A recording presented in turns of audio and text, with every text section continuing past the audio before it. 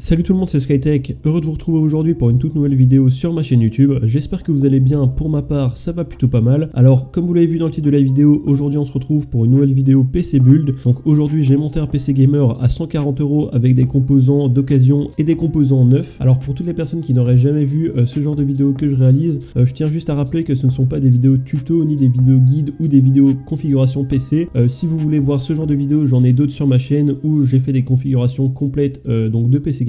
Donc ces vidéos PC Build que je fais, c'est pour tout simplement vous divertir et puis de vous montrer que pour peu d'argent, on peut assez facilement monter un PC gamer si on s'y connaît un peu. Alors par contre, je ne prendrai aucune responsabilité si vous faites ça chez vous. Bien sûr, faut faire attention, sur internet, il peut y avoir des arnaques et des choses comme ça. Donc à ce niveau-là, je prendrai aucune responsabilité, mais c'est pas pour autant que vous pouvez pas vous baser sur mes vidéos pour monter vous-même une configuration d'occasion à un prix assez bas. Allez, sans plus tarder, je vous laisse avec la vidéo et donc nous on se retrouve à la fin pour faire une petite conclusion.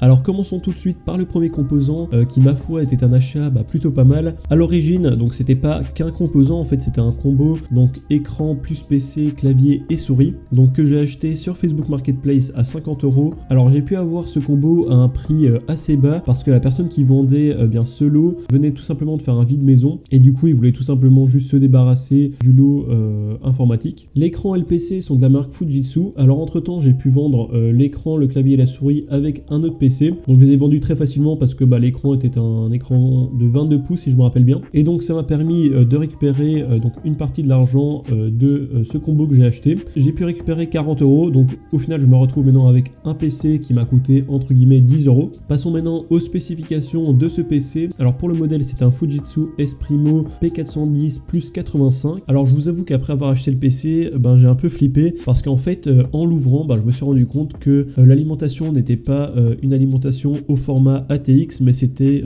une alimentation spécifique au Fujitsu S-Primo. Et donc comme certains d'entre vous devraient savoir, il y a pas mal de marques de PC qui font ça, donc comme Dell et HP si je dis pas de bêtises, du coup Fujitsu aussi. Et en fait le problème c'est que du coup je vais pas pouvoir remplacer l'alimentation. Donc au début j'ai cru que j'allais être un peu limité au niveau des upgrades, mais au final j'ai pu trouver une solution, donc il n'y avait pas réellement de problème. Donc du coup dans ce PC, tout d'abord il y avait l'alimentation comme je l'ai dit précédemment, donc c'est une alimentation de 250 watts de la marque Fujitsu. Alors voilà, c'est pas une alimentation très puissante, honnêtement on pourra pas mettre grand chose dedans, mais bon comme vous verrez j'ai trouvé une carte graphique adéquate pour l'alimentation. Ensuite au niveau de la carte mère, c'est une carte mère aussi qui a été créée par Fujitsu, donc elle a pas de modèle exact, donc c'est une carte mère au socket 1155. Au niveau du processeur c'est un Pentium G 2020. Avec la carte mère il y avait aussi 4 Go de RAM en DDR3 et ensuite avec tout ça il y avait aussi un disque dur de 500 Go que j'ai décidé de retirer du PC et de le remplacer par un SSD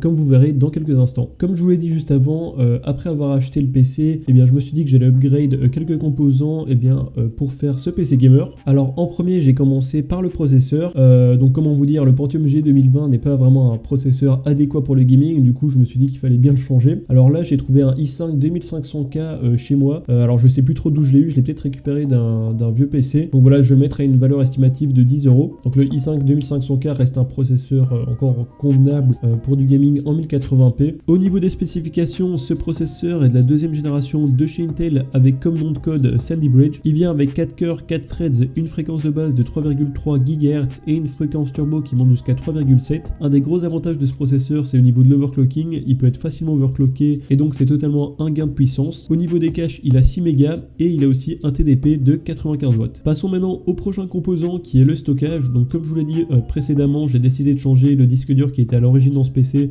pour un SSD. Donc il y a quelques mois, j'ai acheté sur Amazon un SSD à 45 € de la marque Silicon Power. Donc c'est un SSD de 512 Go. Alors je vous avoue, c'est pas le meilleur des SSD qu'il y a sur le marché en ce moment, mais le truc c'est que c'était un deal assez intéressant parce que comparé aux autres SSD de 512 Go, celui-là coûtait environ 15 voire 20 € moins cher. Alors je sais plus pourquoi, je pense qu'il y avait une petite promotion dessus. Donc du coup, c'est pour ça que je l'ai acheté. Au niveau des vitesses de lecture et d'écriture, ça fait le taf. taf, honnêtement c'est pas dingue, mais voilà, pour le prix que j'ai payé, ça fera très bien l'affaire pour ce PC gamer. Ensuite, au niveau de la RAM, j'ai décidé de l'upgrade jusqu'à 12 Go, donc à la base il y avait une barrette de 4 Go de DDR3, et donc ce que je vais faire c'est que je vais rajouter une autre barrette de 8 Go. Alors cette barrette c'est une barrette que j'avais chez moi, donc c'est une barrette de 8 Go. Au niveau du prix, sur le marché de l'occasion, vous pouvez en trouver pour environ 20 €. Voilà, sinon à part ça, c'est une barrette de la marque Elixir, si je dis pas de bêtises, avec une fréquence de 1600 MHz. Et ensuite, pour le dernier composant, nous avons la carte graphique qui est vraiment le composant qui a sauvé ce PC build. Alors c'est une carte graphique que j'ai acheté d'occasion sur le bon coin, mais honnêtement elle était pratiquement en état neuve.